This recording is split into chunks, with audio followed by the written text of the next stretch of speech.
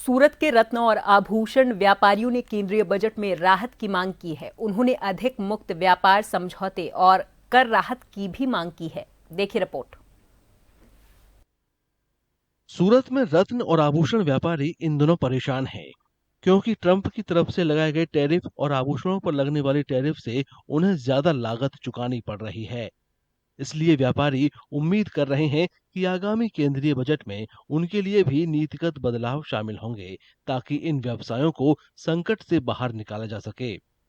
हम लोग छोटे छोटे मैन्युफैक्चरिंग है और हम लोगों को सरकार से ये बजट में यही अपेक्षा है कि अभी हम लोग बहुत सारी मंदी के दौर से गुजर रहे हैं, तो इतने सारे प्रॉब्लम नेचुरल डायमंड में है, तो जितना हो सके सरकार की तरफ से हम लोगों को हेल्प मिले, टैक्सेस में राहत मिले। उद्योग जगत के जानकारों के मुताबिक ट्रंप प्रशासन की तरफ से लगाए गए 50% टैरिफ की वजह से उनके कारोबार पर बहुत बुरा असर पड़ा है।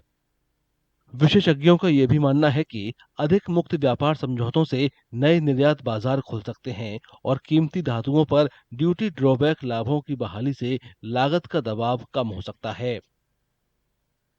2026 का जो बजट आने वाले हैं उसमें जेम्स एंड ज्वेलरी के सेक्टर में जो ज्वेलरी की बात करें तो जो ड्यूटी ड्रॉबैक है सरकार के पास, जो गोल्ड और प्लेटिनियम ज्वेलरी पे ड्यूटी ड्रॉबैक का अवेलेबल नहीं है, तो हम लोग ज्वेलरी इंडस्ट्रीज ने ये डिमांड किया है कि जेम्स एंड ज्वेलरी में जो प्लेटिनियम पे जो ड्यूटी जो लग रही है वो हमें ड्यूटी ड्रॉबैक के थ्रू वापस मिले।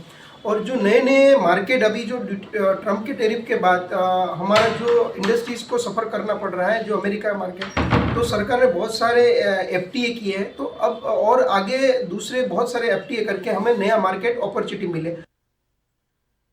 उद्योग जगत को उम्मीद है कि कच्चे हीरों का कारोबार करने वाली कंपनियों पर टैक्स में ढील दिए जाने से भारत विदेशी कंपनियों के लिए अधिक आकर्षक बन जाएगा। वर्तमान में सूरत डायमंड बोर्स क्षेत्र जैसे विशेष अधिसूचित क्षेत्रों में कार्यरत विदेशी खनन और हीरा व्यापार कंपनियों पर सेफ हार्बर ढांचे के तहत टैक्स लगाया जाता है, जिसमें न्यूनतम 4% लाभ मार्जिन माना जाता है। इसका मतलब है कि ऐसी कंपनियों को अपने वास्तविक व्यावसायिक प्रदर्शन की परवाह किए बिना कम से कम 4% के अनुमानित लाभ पर टैक्स देना होता है। उद्योग जगत के जानकारों का तर्क है कि कच्चे हीरों के व्यापार में लाभ मार्जिन बहुत कम होता है, जिससे मौजूदा कर संरचना विदेशी कंपनियों के लिए व्यावसायिक रूप से व्यवहारिक नहीं रह जाती है। वे कैरेट टैक्स नाम की बेल्जियम स्टाइल सिस्टम की मांग कर रहे हैं, जिसके तहत हीरा व्यापारियों पर वास्तविक उतार चढ़ाव वाले लाभों के बजाय कारोबार से जुड़े मानकीकृत सूत्र के आधार पर टैक्स लगाया जाता है।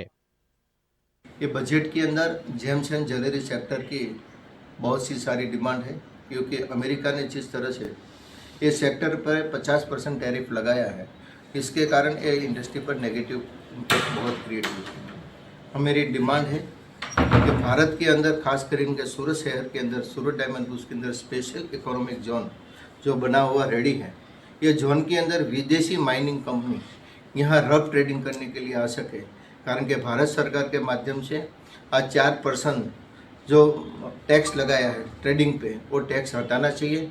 और हमने जो सरकार को सजेशन दिया है कि बेल्जियम की जो सिस्टम है टैक्सेशन सिस्टम कैरेट की, वो सिस्टम यहाँ लागू करनी चाहिए। तो आज भारत के पास एक बहुत अच्छी अपॉर्चुनिटी है।